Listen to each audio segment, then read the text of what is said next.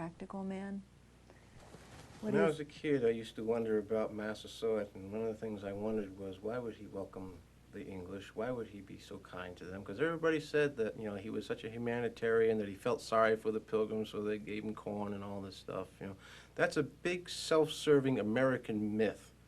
It's just justifying their presence here, legitimizing the taking over of territory by saying the natives welcomed them.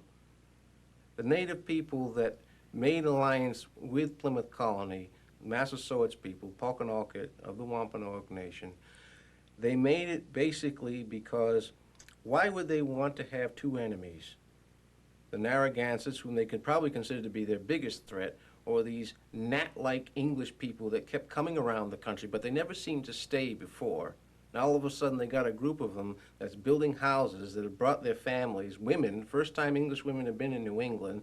Native logic would say, well, you don't bring your women where you're going to make war. So let's make peace with these people, use them as allies. They got their strange weapons, and if we make peace with them first before anybody else does, then we'll have them on our side and we won't have to face their guns. To me, that's the logic of it. And Native people had not had colonization as part of their cultural experience. We did not go out trying to discover other lands and then take them over for our benefit. So the idea was not in our heads at that time. And I can't see that Massasoit or any of the native people in the 17th century would be able to conceive of thousands and thousands of people coming from across the sea to take over territory.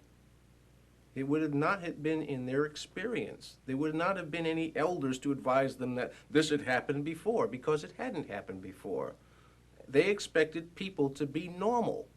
And normal to us was entirely different from what normal was to English people. English people were not normal. French people were not normal. Dutch people were not normal. So naturally, Wampanoag, Narragansett, Pequot, Nipmuc, any of these peoples who interacted with each other for centuries that were all interrelated to each other had their own idea of what normal human beings would be like, that they had their own idea of what rational thinking was, and that Europeans were not rational, they were unpredictable, they were dangerous, they were not normal. But you had to somehow come to terms with them because they were there. And it would be better to make an alliance with them first than to have somebody else do it and use them against you. So Massasoit went to Plymouth, negotiated the alliance with the English, mainly because, and the Pilgrims were aware of this, that he felt that their guns, their firepower, would be a help to him against the Narragansett. Not necessarily aggressively, because I don't think that Massasoit had enough people to do any kind of a real aggressive movement, but at least defensively. And also engage in trade and reciprocity with the English as one would normally do with an ally. Intermarry, perhaps. Here, marry my kids will marry your kids. But the English did not work that way. Let me How ask would you they know? something, though. If the Wampanoag people had had superior numbers and superior weaponry, do you think they wouldn't have done the same thing? In other words, everybody talks about the fact that the English Europeans had. Do you think any of these alliances would have existed? The worst thing that a historian can do is indulge in what-ifs, because what-ifs don't exist. They don't serve any useful purpose. It's just, you know, speculation, like, you know, what if they had machine guns at the Alamo? It doesn't make any sense. They didn't. And to speculate what Native people would do if they had the numerical numbers. Well, for one thing, Massasoit, when he met the Pilgrims in March of 1621, had with him a retinue of 60 armed men. In that colonial village, there was about 50 men, women, and children. The Pokanoket contingent outnumbered the whole colony. And if they had allies in other villages, they certainly could have mustered enough strength to wipe out Plymouth if they wanted to. And indeed, they would not have needed to. All they would have had to do was ignore them and just prevent anybody from helping them out, and that would have destroyed them. Colonial attempts had happened before. and they had always failed.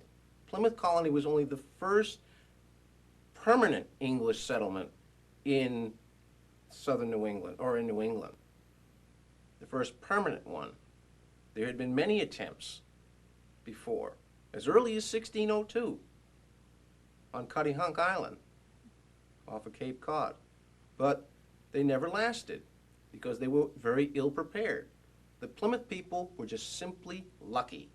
They happened to stumble into the right place at the right time and were able to, and they did not even orchestrate the scenario. The natives orchestrated the whole thing. It's just that they had no knowledge of European thought process to be able to predict what the Europeans were going to do next. Let me ask you something, because nobody knows. What was that way of life that they tried to impose on the people? Somebody said to me Christianity was the worst, was probably the worst weapon they used against us. What would you say to that? The colonists, when they came over, had to be secure. And part of their security was their own traditions of English common law. When they came over, and a Japanese scholar pointed this out recently, was that they did pretty much the same thing here as English people did in Japan when they colonized there, was make themselves immune to prosecution by the locals. That English law would prevail in territory ruled by the English or in situations involving Englishmen. So therefore, native custom prevailed in native-run territory as long as English people weren't involved in it. If an Englishman and a native got involved in a situation, it was resolved in colonial court according to English law. If it was two natives that got involved in a fracas in English jurisdiction, they were hauled into English court. If it was an Englishman and a native in a fracas in English-controlled territory, it was English court. So therefore, anything to do with the English, they considered to be their jurisdiction to control as far as law was concerned, and administering punishment. No Englishman ever went to the natives to be punished for violating native custom. And native custom was a lot more tolerant of differences of people than English custom was. Give me an example of one of these blue laws, if that's the right word, that the Puritans tried to impose on the native people. I mean, just give me an example of something that they were expected to do, they being the native people, that just went completely against their grain way of thinking, way of life. One of the more common examples pointed out as a contradiction between the two cultures is laws dealing with the Sabbath. English people work 6 days during the week. On Saturday evening, the Sabbath began, and no unnecessary work would be done until the Sabbath was over. And this prevailed in English jurisdiction, so natives would be punished just like an Englishman would be punished. The same kind of punishment. There was no difference there. You know, they tried to be fair, at least in how they meted out justice, but they did not appreciate that the fact was that the native culture was different, that they did not have the Sabbath. But to the English, that was very important. That was God's law. So where they were coming from, you know, they felt that they were doing right. But the natives did not agree, because it was their territory. There were laws that the Englishmen could not sell liquor to native people. And this is because they saw native people consuming it in such quantities that there would be outbreaks of problems. They didn't care so much about this in native territory, but if it was in English territory, they were very much afraid that, you know, drunken natives would cause severe problems, which probably they sometimes did. But I'm sure drunken Englishmen caused severe problems too.